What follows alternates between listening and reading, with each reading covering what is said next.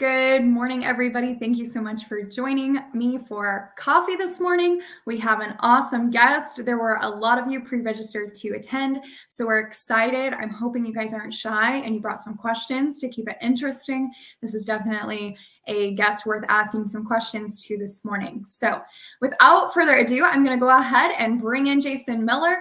I'm going to not mess this one up. So Jason is the full professor at Eli Broad College of Business at Michigan State University. Did I get that right? Yep, you did.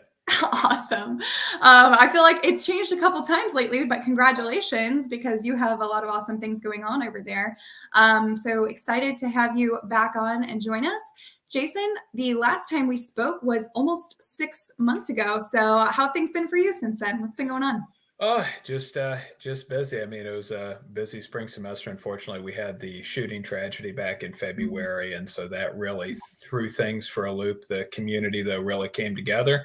And right now, the undergrads are starting their move-ins today on campus, which is why I'm in my home office. Yeah, that's awesome. School starts next week? Next Monday. MSU finally decided to start school on a Monday. They used to start on a Wednesday, thinking somehow that was going to curtail partying. I'm not really sure why anybody thought that was a good idea. No, I think that actually does the opposite, right? Because Let's start Wednesday right before Labor Day and see how seriously people take that. Yeah. Chase says the stash game is strong. Do you get to keep the mustache for classes, or are you gonna have to? No, that is definitely getting kept. I used to have before COVID like a big full beard, but that just started itching too much. And then when I went clean shaven, I started to get a little bit of pushback being in the interim chairperson role. Right. I looked too young. I was actually at the MSU orientation for new administrators last summer, and somebody asked what I was doing. I said I'm interim chairperson for supply chain. And one of the senior HR folks said, "You look too young for that." And I'm like, ageism? Didn't we just talk about that? Right. We talked about this. So it's like we need facial hair back. There you go. I understand. All right. So I would like to start this morning by kind of catching up because, like I said, it's been about 6 months since we talked. I shared a clip the other day from our first conversation. It was fun to kind of go back and listen to some of the things we talked about. We kind of talked about a lull in the market and the market just kind of dragging out and nothing much to speak of. But why don't we start with just kind of catching up real quick? Is there anything of note that's changed in the freight markets or the macroeconomy since we spoke 6 months ago? Or can we kind of dive into where we're at right now? There really hasn't much that's changed. I mean, we were in a freight recession 6 months ago and we talked. We're still in a freight recession for the overall trucking sector. LTL is now a different dynamic with Yellow's failure and the reallocation of 10% of capacity to the remaining, 90% of the carriers out there. So it definitely, really not much has changed that, overall in that time period. I mean, still in a freight recession. It does appear rates are, on the truckload side are starting to bottom out in the dry van space. When we were talking 6 months ago, we were still clearly trending down. But from a demand standpoint, there's nothing that's really screaming major uptick coming, to me, at least until Q2 of next year. Okay. Thank you, Lori. You're very nice. Jason's mustache and my hair are equally as nice today. Okay. So Jason, you are very well known for your ability to take government data and help us understand what these various government data sources can mean for the freight market. So I kind of wanted to review, there's a lot of sources that you go to, obviously, but lately, what are some of the most important government data sources that you are looking at and monitoring as it pertains to this freight recession and trying to figure out where we're at right now and when we might see ourselves coming out of this? Can you just kind of walk us through some of those government data sources that you are looking at and what those mean? Yeah, so probably the biggest ones are the Federal Reserve Board provides an incredibly detailed set of industrial production data for different manufacturing and mining sectors. So I'm always looking very closely at that and usually going down to the subsector level because, motor vehicles right now are doing very good. We've got very strong demand still. whereas paper production has fallen 10 to 15% from where it was early last year. It's a very steep decline. So industrial production, so manufacturing data, the Census Bureau now provides what inflation adjusted estimates for wholesale trade. And I put a lot of emphasis on the wholesale sector, and that's just because how the Census Bureau categorizes business establishments. There's a lot more weight given to wholesale data than what we tend to think about. So I'm looking very closely at that, both not only overall inflation adjusted sales, but inventories to sales. And then in the retail trade sector, your general merchandisers, your building material retailers looking at, inflation adjusted sales, inventories to sales. And then kind of getting, the pricing side, it's always the producer price indices from the Bureau of Labor Statistics, which have done really the best job of tracking the market, not only from how it feels, but also from the big public TL and LTL carrier earnings. Right. So I want to ask you a quick question about you said wholesale or general merchandising. Can you kind of help us understand what companies, what industries fall into that? Because I think there's a lot of attention always on retail. So within that, like when we're talking, people think retail, and I think they think almost everything you buy anywhere falls into that category when we're talking about inventory to sales ratios for retail. But give me some examples of industries that would fit into wholesale or into general manufacture or general, what did you say, merchandising? So for example, on the wholesale side, take Apple. Apple is primarily a wholesaler. And so what will happen is Apple reports data to the Census Bureau. All of their physical locations that are primarily wholesaling, so they're selling to, AT&T stores, right? Those locations will report to the wholesale trade report. Any Apple stores report to the retail trade report. So even though we think companies belong in one industry, in fact, many, many, many companies belong into many, many, many different industries. And that's what government data is reported. So you've got Apple. Nike is primarily a wholesaler. Take Hasbro or Mattel. Those are primarily toy wholesalers. A chemical wholesaler like Univar is going to show up there. Any type of steel distributor, every John Deere dealership, every Caterpillar dealership. I used to work for Fastenal. Basically, every Fastenal outlet is going to be in wholesale trade. And just for perspective, wholesale trade, the overall sales is actually larger than retail trade. And retailers are marking up things even more that they're, in many cases, buying from wholesalers. Right. And so then as, you think general merchandise, it's the Walmarts, Targets, Costco, Meijer being in the Midwest.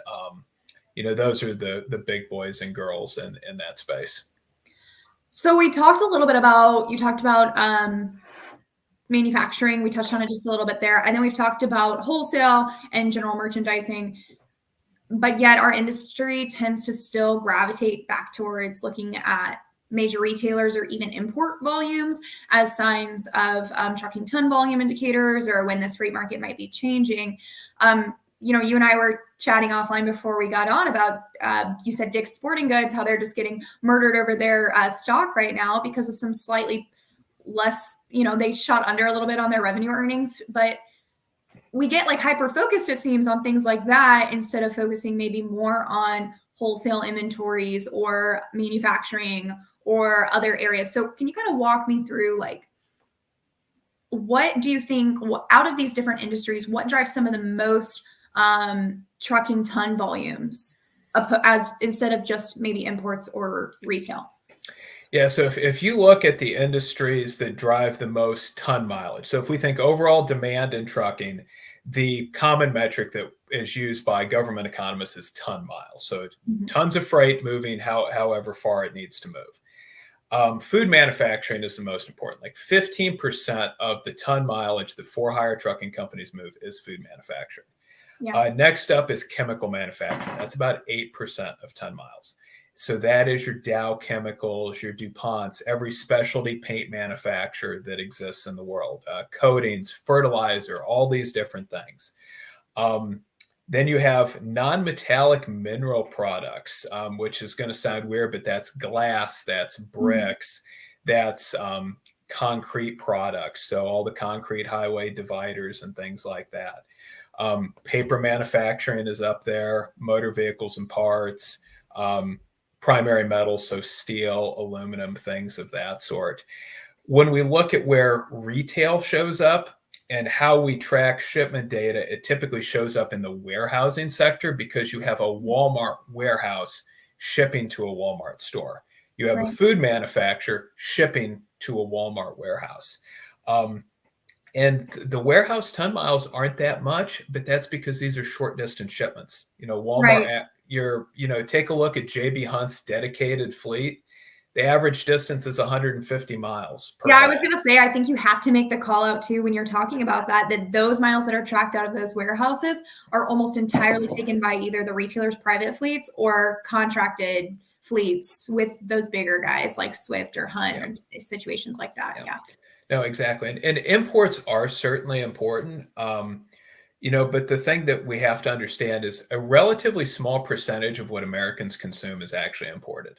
The San Francisco Federal Reserve a couple of years ago put that number at about 10 to 11% of consumer spending actually went towards products that are imported either directly or indirectly, because you're importing a component that is then turned into a finished product. And so I think that, when we look at this broad-based decline that we've seen with this freight recession, you really go back to the third quarter of last year and you start seeing sharp drops in chemical production. You start seeing sharp drops in paper production, plastic products, furniture, wood products. So really it's a lot of these manufacturing sectors. And then certainly the imports did slow down. And the one thing that's just important to stress to everybody, the inventory accumulation we saw in the second half of 2021 through the first half of 2022, it has no historical precedence. We just build up inventories like we have truly never built them up before. And it is taking a long time to right size the inventory that we accumulate. So let me ask, is there a correlation right now between weakened manufacturing activity and inventories? So there certainly is, but where we're really seeing it is in the wholesale and retail sectors. You start seeing companies are having to burn down all this excess inventory that they build up. And as they're burning it down, we've had slowing sales as well. So it's essentially this double whammy effect on arrivals. And Target's a good example of this. I was just looking at their financials. Their sales declined like 4% year over year for the second quarter. But their arrivals of orders, and we know how much orders arrive because you can take your cost of goods sold for a quarter plus the change in inventories for that quarter relative to the previous quarter. We know that has to equal arrivals. It's an accounting identity. Their arrivals fell 17%. And yes, that's not adjusted for inflation. So when you factor in inflation, it's probably like 22%, give or take. So that's 22% fewer orders or fewer, shipments showing up at Target. That's a lot less imports. And this is just repeated over and over. You pick Hasbro, you pick Dick's, you pick Nike. Basically take anyone not named Walmart or Costco, and you're going to see this dynamic right now. And that's because those are mostly grocers, and there's a very different demand dynamic taking place. So when I hear that, when we're talking about lower volumes, I think people are naturally going to try to explain that in one of a few ways. Either we still have a lot of inventory that we're working through, but we kind of addressed that, or consumer spending is slowing down. And I think then we kind of get on the topic of concern around consumer health or credit card debt. And we kind of start getting down into these different rabbit holes. But also I think right now, if we were to say, okay, let's take these economic concerns, right? Consumer spending, consumer health, credit card debt, delinquencies, all these things. I think the way people are trying to correlate that to freight markets right now is there a peak season this year or not? Yeah. And I'd say right now there is going to be a very weak peak season. We still have far too much inventory in different parts of the wholesale sector. Apparel wholesaling is sort of case in point. They would need to reduce their inventories another 32%, assuming demand stays constant, just to get inventories to sales back to 2019 levels. We build up that much inventory in that sector, and that shows up in Nike's data as an example. So we're looking at a soft peak season. There is a lot of uncertainty about where consumer spending for goods is. We just yesterday, the Fed Reserve released some new credit card data on debt and, or not debt, but delinquencies and charge-offs. And we are seeing rising delinquencies. It's now at a higher level than before COVID. It's still historically at a relatively low level. Charge-offs are still low, though, maybe a more absolute basis that banks are looking at. So there certainly are some concerns, but credit card debt relative to disposable income is actually lower today than it was before COVID. And so there are certainly signs of concern, but we're not looking at something right now like the global financial crisis, right before in 2007, where people were in debt up to their eyeballs. And the government data was showing that. Yeah, I think that I feel like the theme of this freight recession, and then even people talking about a recession in the general economy, has more been that we just aren't seeing like rapidly worsening conditions, but it's just been like this long, very slow burn, and it's continued to get a little bit more negative in certain lights, right? But then now we've just kind of been maybe maintaining for a while. And I think, again, like this, I think I said this like 6 months ago, it's more just about, can people last through this, however long this is going to last? But for the freight market, I won't speak to the general economy, but for the freight market, typically what people would say makes us leave that freight recession and go into a stronger market for the carriers or the brokers would be either enough demand leaving through carrier attrition, or supply leaving through carrier attrition, or a demand spike of some sort. But I'm not seeing that the latter is very likely anytime soon, especially with a weak peak season. So what are you thinking, and what would you kind of say to people who are trying to figure out, is this a supply or a demand catalyst that's going to change things here? Yeah, so I'd say we have to go back and look historically. Freight recessions typically have taken years, plural, to work themselves out. And to start at 2001 through 2003, the middle of it was a freight recession. It was 2.5 years. We had a 2-year freight recession from the start of 2008, really through about 2010 to the start of it. I mean, yeah, we came out of the global financial crisis officially in July of 2009, but it was still horrible conditions. 2015 through 2016, we had a 2-year freight recession. We were in a freight recession right before COVID. And it was probably going to take us most of 2020, if you remove COVID, to completely dig ourselves out. Yeah. So my statement is 2-year freight recessions have typically been the norm. And so I think that that's something that's worth recognizing. Right now, this is the third steepest freight recession since the 1990s, the two steeper ones being 2000 through 2003, or 2001 through 2003. And that was the second worst. And then the global financial crisis was really horrible. Right. I'm going to exclude the COVID pandemic lockdown, because that's just an anomaly. Yeah. So yeah, it's typically 2 to 3 year cycles. It's going to take a while. We've exited each freight recession because of a surge of demand. 2003 through 4, it's the housing market. 2010 through 12, we exit because of a commodity market boom and fracking and everything else associated with that. We exit 2015, 16, and 2017 because of the ELD mandate, Harvey and Irma recovery, business tax cut. And another commodity market boom. Right. And then we exited the last, the COVID induced one because of consumer spending. Right. I don't see what that spike is going to be, other than maybe the FOMC starts lowering interest rates a little bit. We see some more housing activity. We see some more capital investment. But I mean, just to be very clear to folks, we ain't going back to 2% interest rates. Like, I think a best case scenario is the FOMC, Federal Open Market Committee, is lowering interest rates to maybe 4%, and that's in 2025.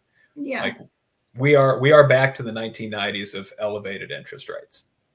So I'm gonna go ahead and let me be clear here. I think what we're kind of saying is, even if we have this continued attrition in the carrier space, simply losing capacity isn't typically what causes the like rate inversion, if you will. It's That- typically that paired with a spike in demand of some sort.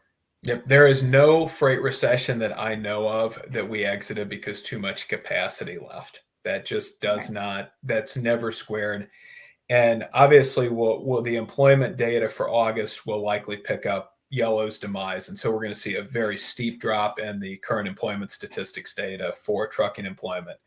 But up until Yellow's demise, and again, that's specific to one subsector, we have not been seeing overall that much evidence of massive attrition. And so I think part of that has been folks put a lot of weight in operating authorities granted versus revoked. And I don't put very much weight in that. I tend to look at the official BLS employment data.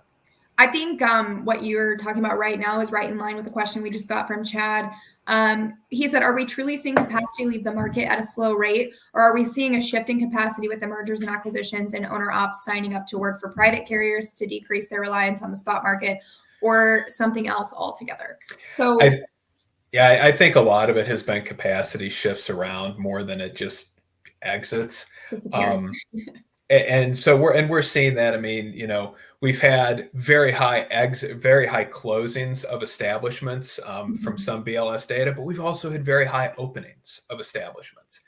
And so we just, right now, it seems we're more shifting it around. We haven't had really that fundamental, you know, downturn of capacity, which we saw in the back half of 2019, which we saw in 2015, 2016. Which we certainly saw even starting in 2007. Let's get a few more questions before we jump on any more topics. Michael asked a while ago, you said that Q2 is the next uptick in demand. What in your research is casing this uptick in demand? So that is, to me, the next chance for an uptick of demand. I'm not saying that's going to happen. None of us know anything for sure anymore. What I do feel comfortable saying is I don't see any scenario where, you know, we're almost to Q4 now of 2023. Right. I don't see any scenario where Q4 of 2023 is a great quarter.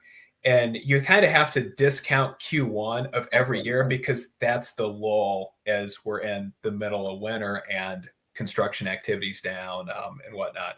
So really the next chance for any type of, I'm going to say, meaningful sort of unseasonal surge of demand for me, you've got to put it into next year. And even then, I'm not that optimistic about it. But it's like, if you're wanting a best case scenario, it's like you're going to wait 6 months. And that's even just to get us to the best case scenario.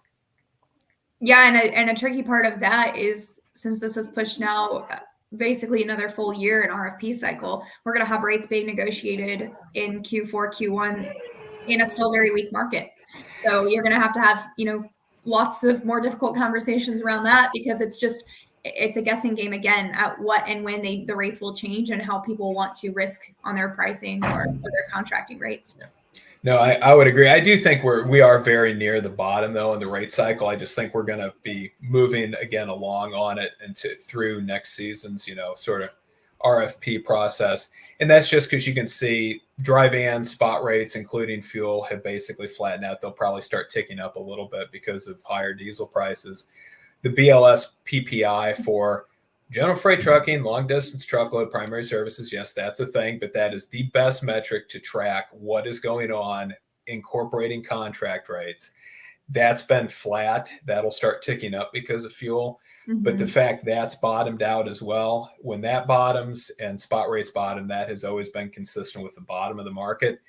Again, I just don't see a scenario where we're going to see some type of surge of rates anytime soon. And even, let's say, best case scenario, Q2 of next year, the FOMC signaling interest rate cuts, strong housing activity, you know, manufacturers start producing a little more. Right. I don't see, we're not going to have these type of surges we had in the back half of 17, or certainly the back half of 2020 and all through 2021. Like, that was abnormal.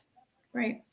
One last question. I'm not so sure if this is an area that you are typically covering, but I think Andy's talking here about spot rates being less than the cost for the carriers to operate.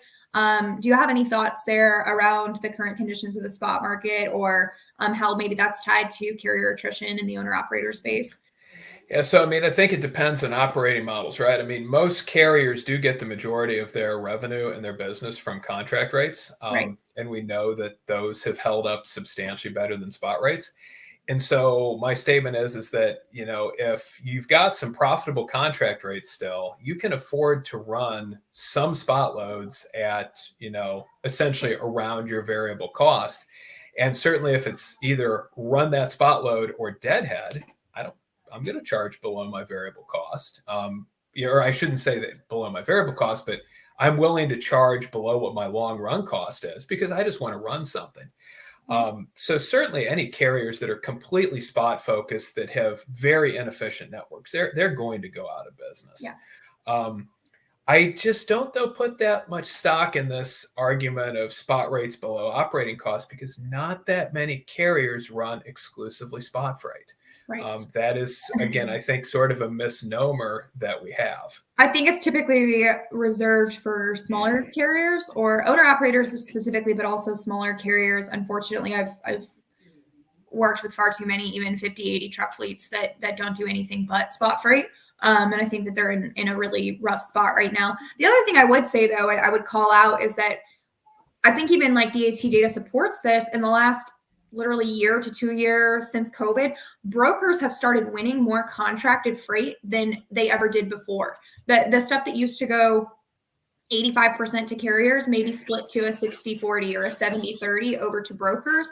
And these brokers are predominantly covering their contracted rates in a spot market at spot market rates, Yep. even if it's the same carrier running it every time, right? They're still pushing those rates there. So that's the only caveat to this conversation, in my opinion, that's changed, is that more contracted freight, which is a majority of the market, is now running through brokers to spot markets. So we are seeing it trickle through, but it would show as a contracted lane because it's contracted out to a broker, but still being capacity sourced in the spot market.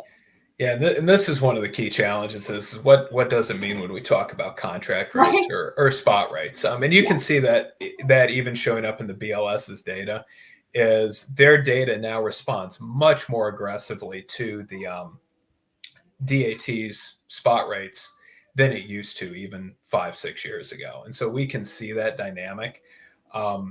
We also still are dealing with the fact that carriers build up unprecedented cash reserves in the second half of 2020, all through 2021, and even really the first quarter of 2022. Yeah. And I think that's one reason capacity has been much slower to exit than folks have thought. I mean, you could hear the public TL carriers, they were starting to predict in Q3 of last year, there's going to be all this capacity exit. And now we're sitting here with Q2 2023 earnings, and they're saying, capacity didn't exit as thought as we did. And I think that that's also something that's interesting to note is if we are hoping for any type of peak, even if it's a muted peak, but there are some more volumes there, the capacity is already there to absorb it. And really, I think it's just going to kind of prolong the exits by giving a little bit of boost to get people through 2 more months, 3 more months. If they're, even if they're going to go out of business eventually, it's like prolonging the inevitable in some cases. So yep. It's almost... And this is why I will keep preaching. We've never exited a freight recession because too much capacity left.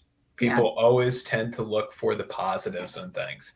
Yeah. And so really the only way to get out of a freight recession is some type of increase of demand that taxes supply for a short time period at least.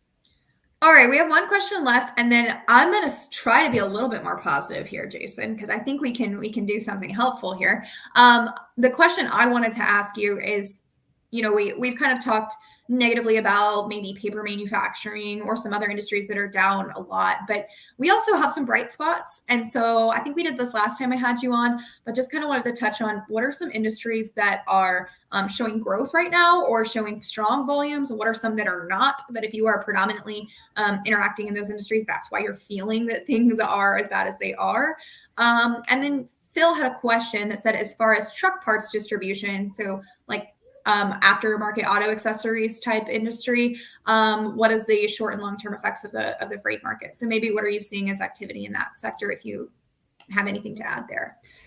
Yeah, I can't add much to that, just because that's a little bit outside of my area of expertise.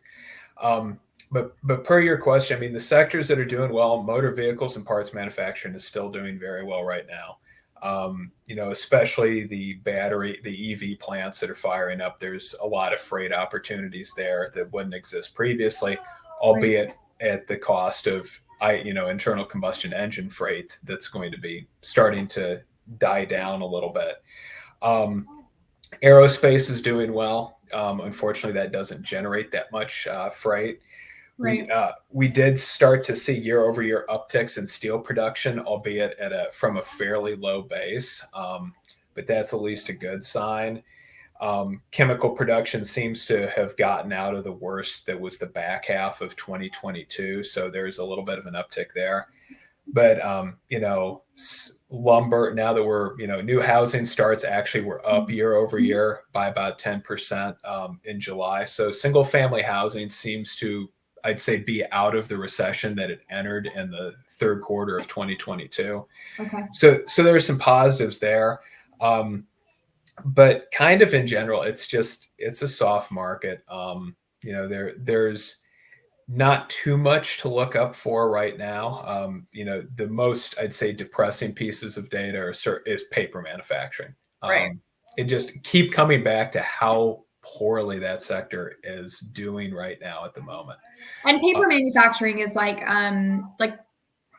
I think people hear that and they're like, does that mean like making paper? But it means all products that require paper. So paper utensil, like plates, or even every type of packaging, box, cardboard, anything like that that's going around consumer goods. And paper goes into a ton of industrial products. We tend not to realize it, but paper is used by a ton of different industrial applications. Okay. So that piece has definitely been it's been rough for trucking companies, just given the amount of freight that's involved. One of the good things to always look at is just what is the railroad carload market doing, because that is really your heavy industrial. Yeah. And it may be down a little bit from the start of 2022, but it's not fallen off of a cliff. Right. And so it just seems right now that we probably have hit bottom. June was incredibly soft on a seasonal basis. July may have been a little bit better, but July is, as we think about overall activity, July is like the down month of the summer because the auto plants are changing over. We've got 4th of July vacations, et cetera. It's going to be a while longer. I really wish I could be more positive, but I really don't see us coming out of this cycle right now until 2024. We've just got too much inventory to correct on the import side. We've just got manufacturing having fallen a couple percent from the first half of 2022, and it doesn't appear to be poised at all for a jump out. And now it's going to take time. Quick question, and then I have one last question for you. Christopher said, things are already jumping around. Have there been scenarios where we come out of freight recessions without an increase in housing starts? Typically not, but that's just because housing activity and the economy are so tied to each other. And so it's almost impossible. Probably the one time we had a deep freight recession, but housing wasn't affected, was 2001 through 3. But during that period, we lost 10% of our industrial production for manufacturing because we normalized trade relations with China in October 2000, and we started to see a steep drop in manufacturing output in Q1 2001. So it took about all of 2 months to start shutting down U.S. plants. Yeah.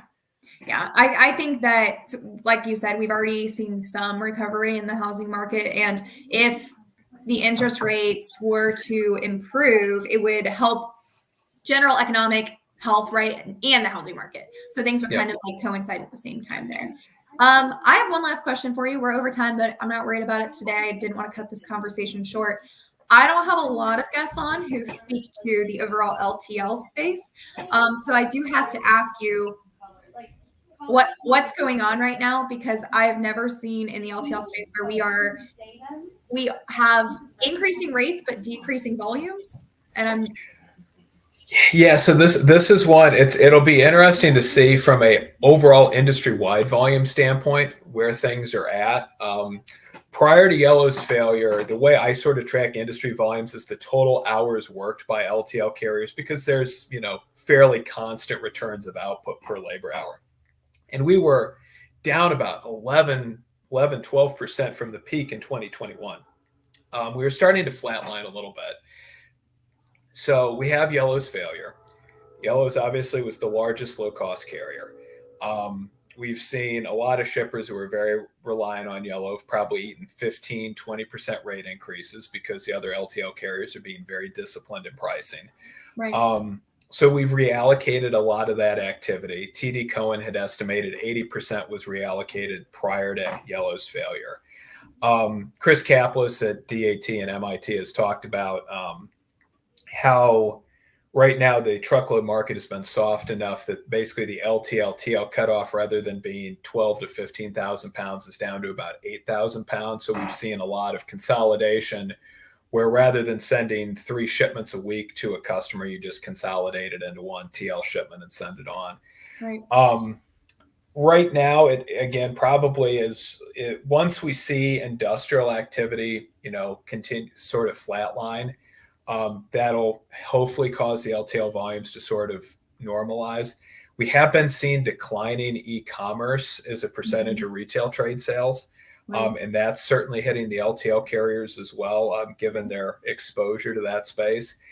So what I would tell any shipper is, one, the LTL sort of rates were actually kind of flat on an aggregate basis. That's gone. Rates are going up. We'll see how bad the damage is once the August and September PPIs come in from the Bureau of Labor Statistics. They're really effectively now, we went from plentiful LTL capacity to not a dime of additional LTL capacity because we lost 10% of the market, or 10% of the supply. Right. And so now it's just going to be waiting and seeing. But I'd say from a pricing standpoint, there was already incredible price discipline in the industry. And if anything, Yellow was kind of the wild card out there that sort of kept some of the other carriers on their toes because they would bid so low on things. That entity that was, 10% of the industry, was the third largest player, is gone. And you're not going to see, XPO, ODFL, and FedEx, right? Your biggest 3 carriers that are out there right now. They're very disciplined. And so I hate to say it, you're in for a rough ride as a big LTL shipper. And I think that also it's such a unique part of the market to me, because any change in it, really, any change in capacity, any change in the market conditions, it is a reason for them to across the board say rate increases, whether volumes are decreasing or not, rate increases, because we only have, you can count all the regionals in, and then you're getting somewhere between maybe like 30 to 50 providers, but of your national providers, there are less than 10. And it's not like the full truckload market where we have thousands upon thousands of providers who can share this capacity, right? So it's such a unique market in that it gets to be a lot more reactionary to what's happening in the environment because there's so few players in that space. Well, and with how their fuel surcharges work, to make no mistake, they're cheering higher fuel right now because they make more money and they are more profitable when fuel goes up. Just to be very clear, the big LTL carriers, they profit from higher diesel. So it's not like the small truckload players where this is a huge problem on their bottom line. You're, as a shipper, going to be getting that double whammy effect as diesel prices are going higher, because the one thing it's become obvious is some of the entities misforecast where demand for hydrocarbons was going to be, and that we are not past peak oil. And, you look at refining capacity right now in the United States, we lost 5 or 6 big refineries that were old. They weren't very profitable with COVID. That's not coming back anytime soon. And we're exporting more product than we ever have before. So again, I hate to say it, for folks who want to go back to 2018 or certainly 2019, diesel prices, I hate to tell you, that's not happening. Yeah. I think that shocked a lot of people, seeing those jump back up. And then maybe people were hoping that was just some temporary thing, but not seeming very likely. So just one more question, and we're going to have to jump out of here. But Victoria, also a comment, I think it was in line with what we discussed with the Yellow failure. The rates need to be readjusted to market rates. This happened after CF's failure. I think that's pretty fair. Jesse, how much does that 8,000 pound number reflect cheaper truckload rates further impacting intermodal volumes where they compete now with less advantageous transit?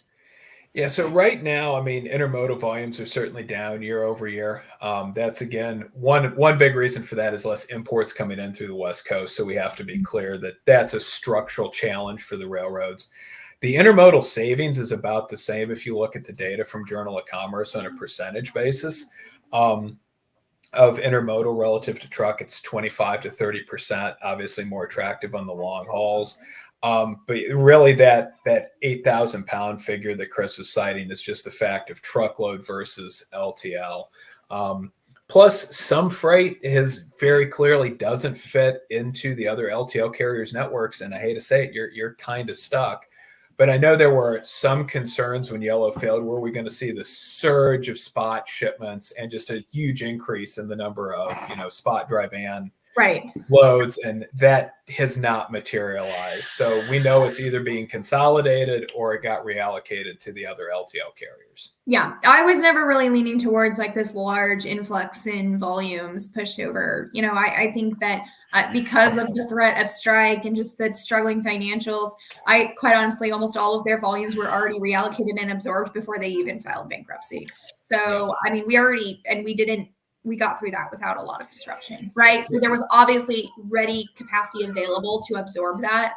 And then again, like I said, for the truckload market, so much of what runs in a national LTL carriers network doesn't really correlate to truckload. They specifically were a union provider. They can't push purchase trans on their line haul. So there weren't tons of truckload providers already taking that. They took a hit. If anything, it bumped up purchase trans for these non-union providers who absorbed it, right? But probably not by much. Yep. No, exactly. The one thing I'd say is, there certainly are some shippers that have been impacted by this. They've seen degradations in service and things like that. Yeah. But this is one you have to understand as sort of economists think about the world. Our general rule of thumb is if something works out in 6 months, it's not a problem. I know that seems incredibly extreme, but from a government policy and how decision makers were approaching this, right? Basically it was, will we completely disrupt things for beyond 6 months? And certainly the answer was no. And that's worked out to be the case. I mean, I think that makes sense with macroeconomies, right? 6 months seems like an easy minimum because I feel like it was January 2 months ago, and here we are going back to school. So exactly. Change in a not very long amount of time. So Jason, thank you so much for coming on today. We're at 45 minutes, so we're going to stop here, but we had some great questions. If anybody has any more, feel free to drop them in the comments. Myself or Jason can see what we can do to get to them if you want to tag us, if you're listening to this back after the live show. Jason, it was a pleasure. Maybe we'll have to do this again in 6 months. We'll see. That sounds good. Snow will be flying here in Michigan at that point in time. All right. Thanks, Jason. Yep. Take care.